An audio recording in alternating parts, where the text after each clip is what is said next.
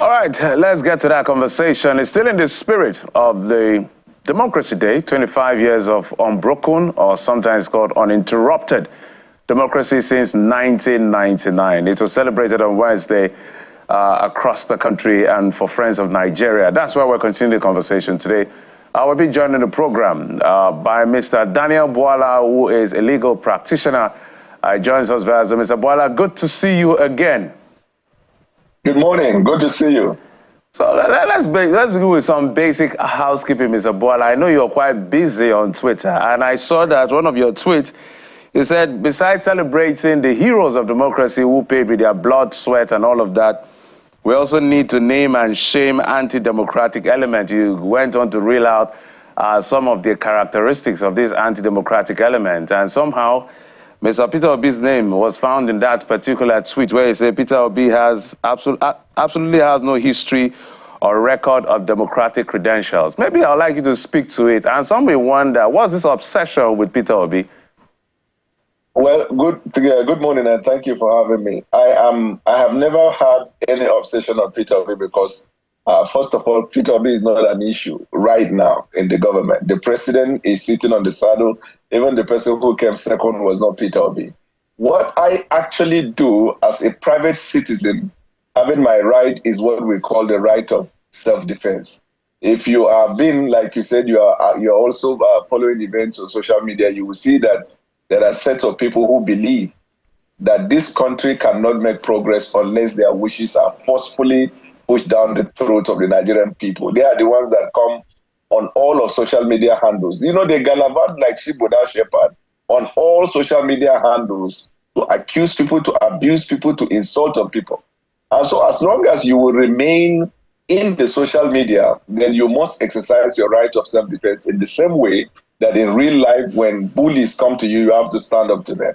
That's all I do, first of all. But, you know, during this democratic period, people began to, they come on various platforms to accuse people on their democratic credentials. So I now said, the reason that they keep talking is because the man whom they see as number uno, the man who taught them to take back your country, how to win by bullying, does not have any democratic credential either in his days as a student or after he finished his university, during his work period. Nothing like human rights advocacy, nothing like civil society, nothing like philanthropy, no connection with democracy. And so when you do not suffer, there is no blood, sweat, and tears, you will not know the value of democracy. And that's why some of the people call obedient, not all of them. There are people who believe in Peter Obi, and they are not necessarily obedient people, and I respect them.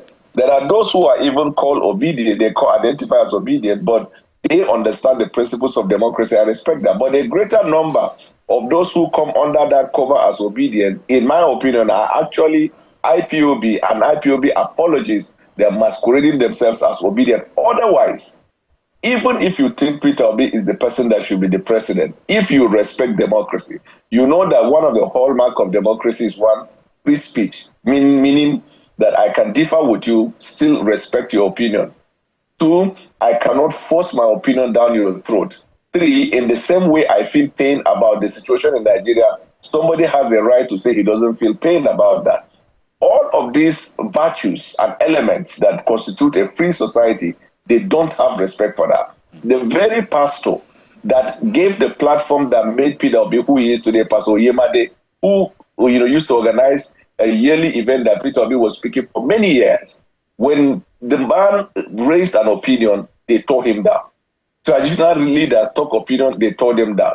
Religious leaders, they tear them down. The fathers of faith, they tear them down. Fathers in the government, there is virtually nobody that survived their vitriol and they are vulgar as long as the person does not join them in saying Peter Obi is the president of Nigeria. But Peter Obi, everybody knows, is the president of social media, but not necessarily the president of Nigeria.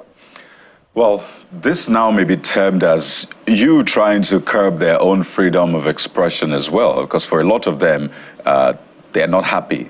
As I imagine you're not with the situation of things in Nigeria, and talking economy, security, standard of living, and the rest. So do you agree with them? So maybe we can take the layers.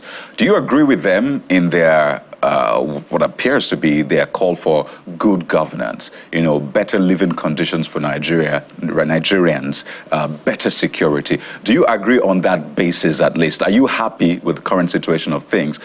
Before we can now look at the other layers, but at the heart of it, do you agree? That's the problem. The problem is that, do they even agree?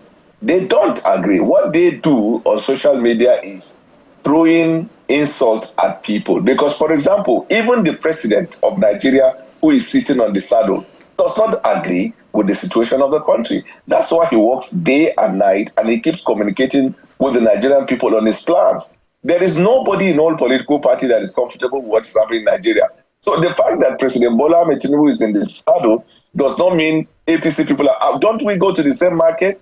Don't we enter the same transportation system? Don't we pay the same power bills? Nobody is happy. But what distinguishes a democratic society is that you express that your unhappiness in a consistent manner with democratic principles. Meaning that in the same way you feel sad or you are not happy about Nigeria, you respect the right of somebody who does not join you. I give you an example of their problem.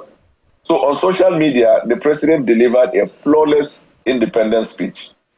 They don't want anybody to give any opinion other than what they hold, that Nigeria is dead and dying. So if you say this was a flawless speech, the president identified the issues, the president applied the situation of Nigeria to the issue, the president cited the fact that even himself is not happy, and the president promised the Nigerian people there is a future, they come to your page and abuse you. So that is where the free speech of another person is being denied. But we, no matter what they express on social media as their unhappiness, we don't go about fighting them. Nobody fights them. It is them who will say, you must say what they say, you must think what they think, otherwise you are not you are not doing the right thing. And funny part, when I was with Atiku Abubakar during the campaign, we commissioned this data, the analytics, and they ran the poll, and we discovered that 57.3% of those who post themselves as obedient, they don't live in Nigeria. And so when you are not there in the trenches and nothing that is happening there affects you, you have the luxury of setting the country on fire. You will have what the military officer was talking about, Simon Ekpa. And this is generally what happens with people who are not in the trenches along with every other person. So when you have the greater number of people who advocate for him, don't even live in Nigeria to look at the realities. They don't mind that you pour fuel and burn the country.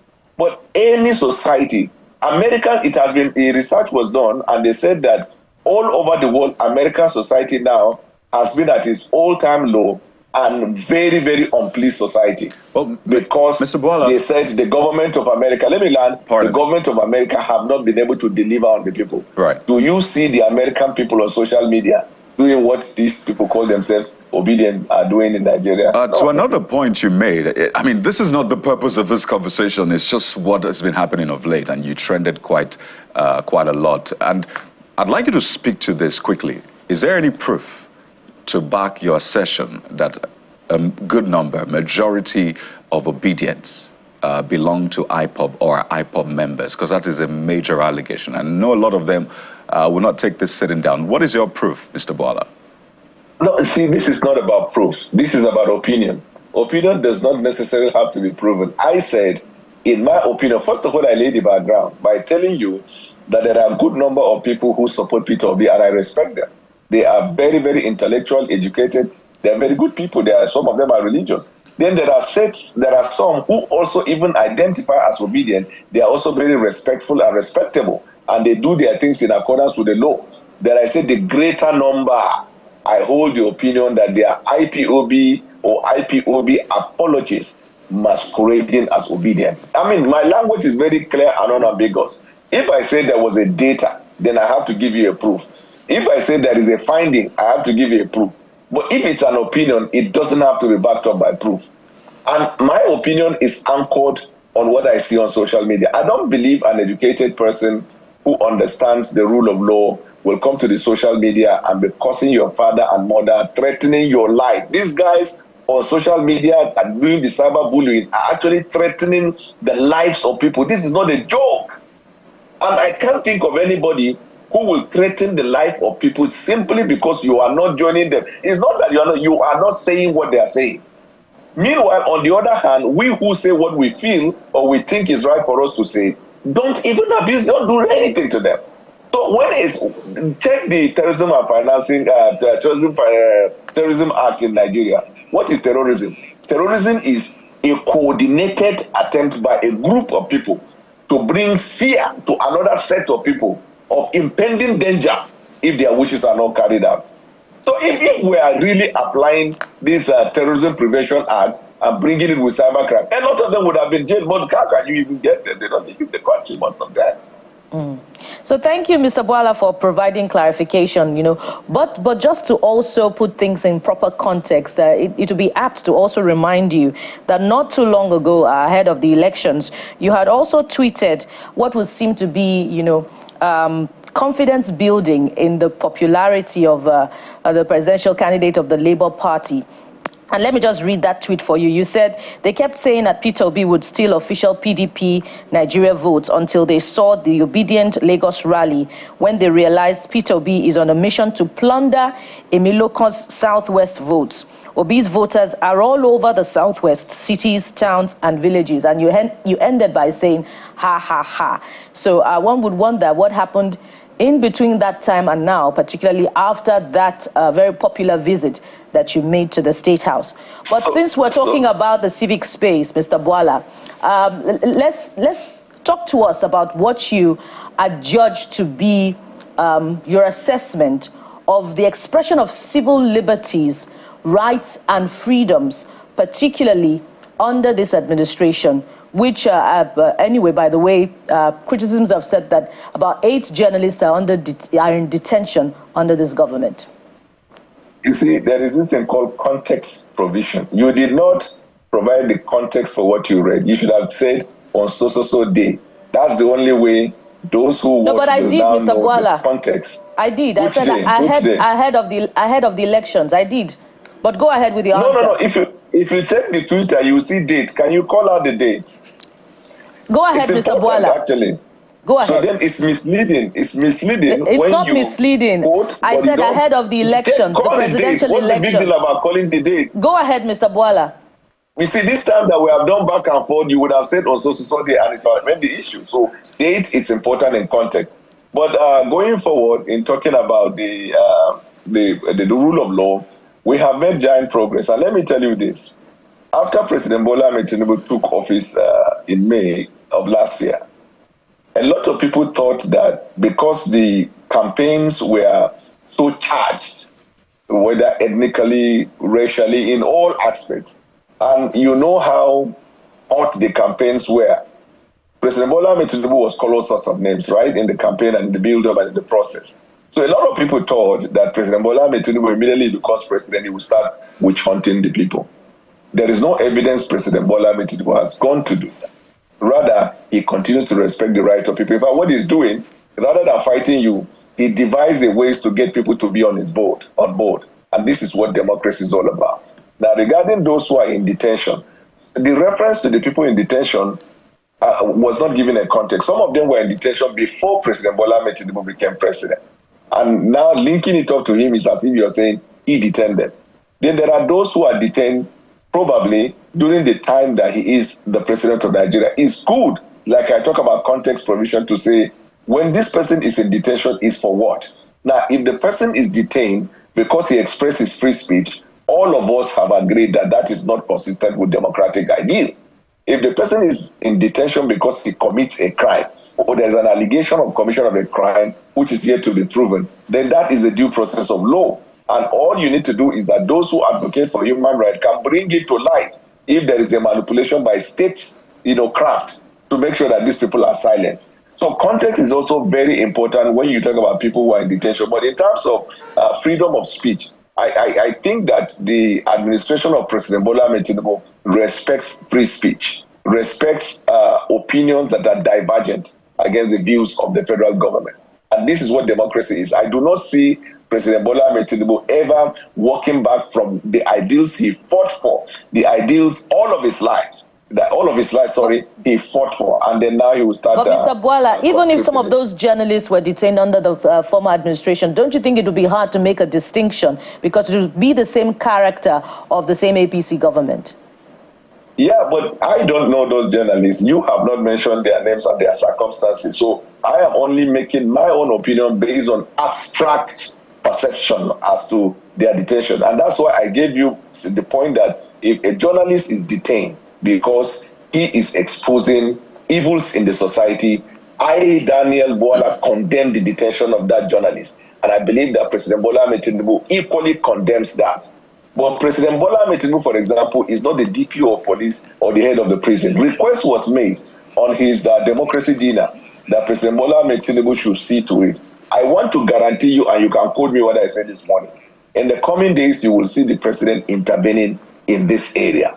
The president is not omniscience to know everything. It is when they are brought to light, like the way you are bringing the issue in the public domain, that then we begin to act on it. So free speech, freedom of expression, freedom to hold opinion or to dissenting view against the government, all of them are protected by law. And as long as they are consistent with the law, there is no way the society can grow if the government try to conscript the freedom of speech of individual people. But you know that expression of freedom is also qualified in the law, and that's why we have to bring those contexts. All right. While you have a right to express yourself, you also have to express it within the context of law. If in expressing yourself you make a treasonable offense, certainly the law will have its course. That's all I'm trying to say. All right, Mr. Bwala, I'm going to give you a job that I know you are capable of handling, which is looking back at 25 years. The premise for this conversation, essentially democratic institutions like INEC and the National Assembly and all of that. There is a statement released by a Yaga I want to just speak from. They said the trust in government and institution have declined in the last 25 years, and they are calling for what they consider a new social contract. I want to get your view on the perception of institutions and what you think we need to do, because we now need to look forward ahead of the future.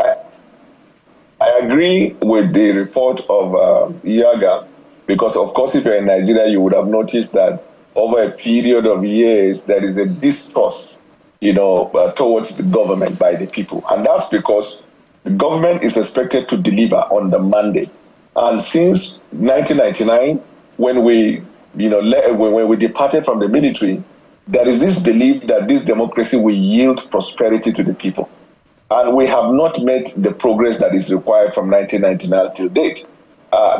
Unfortunately, like me, I have always been an advocate of the fact that under a true federalism, greater focus should be placed on the governors, the chief executive officers of the federating units. If you look at, for example, even the conversation around the minimum wage, all this leapfrogging of the government is because the government wants to carry the state along. Imagine states are saying even 30,000 they can't pay.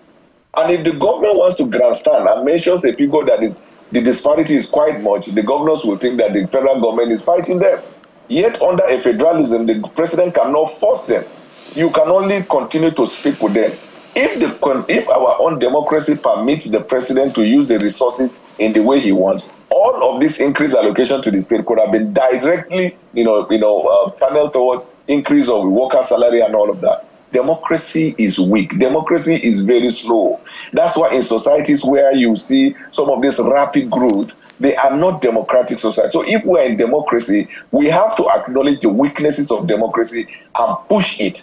So there is a loss of confidence over time at all levels, federal government, state level, and local government level, even on the institutions. Because when institutions are not functioning to the aspiration of the masses, all of that will affect the public confidence in government. That is the reason why President Bola Ahmed Tinubu now ran on this idea of renewed hope, that he's hoping to renew the hope of the Nigerian people in the project of Nigeria, to renew the trust.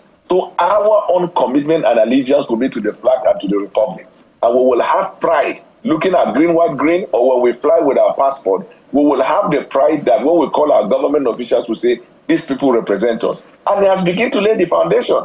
Because for the past 25 years, for example, before this reform, how have we been living? We have been living like a man who has not accessed his source of income, but is living large. Because virtually every facet of life was subsidized.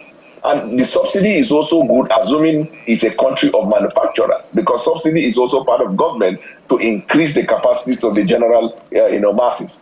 But all of these things are fake. So And there is no reform. If you carry Donald Trump, which is anybody you bring to Nigeria, given the situation of Nigeria that can bring this type of change 24 hours, I am telling you, this is a journey we will continue pushing until we get to where we're supposed to. So how do we instill the confidence in the institution? One, by the federal government ensuring that there is independence of the institution, because the whole concept of democracy is rule of law, independence of the institution, and all of these, elements to bring them together. So, for example, the police. How do we strengthen the institution of the police? Apart from the administrative side that has to do with their payment and whatever, in terms of their interrelationship with the general public, the police should be able to be the people's police. Police are people's police. So, and it's a conversation that will continue to go. The president recently took a decision, along the line of police service commission. These are reform processes. When you talk of in the courts, for example, the court must begin to give consistent orders. It is very ugly that you are getting from the same court of coordinate jurisdiction conflicting orders left, right, and center every day.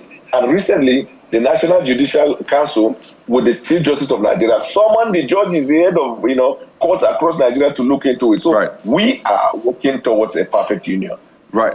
Just as we wind down, to put the earlier conversation in context, in the past 1 year, our President Bwala Tinubu-led administration, the press attacker tracker has verified and documented 37 cases of press freedom violations, and this is scattered across the country, from arrests to harassments and detentions. I mean, you might remember Daniel Ojukwu was detained for about 10 days of late. We've had another at least 2 after that. So these are documented facts, Mr. Bwala, just to put it out there. But, Jeffrey? All right, Mr. Daniel Bwala, we always thank you for coming through and providing insights on these issues. Thank you so much. Mr. Daniel Bwala is a legal practitioner, and I like to call him an independent, as he likes to call himself. He said the APC people earlier on, so maybe he's hinting towards No, we're waiting for him. So for now, we'll respect what you say you are, an independent. I am an independent, but my persecutor is the lady in the studio. Oh, really, Mr. Bwala? We're your friends. We're your friends. Mr. Bwala, thank you so much for coming on the program. And of course, we'll take a quick break now. When we come back, we'll switch gears to another conversation. Join us again.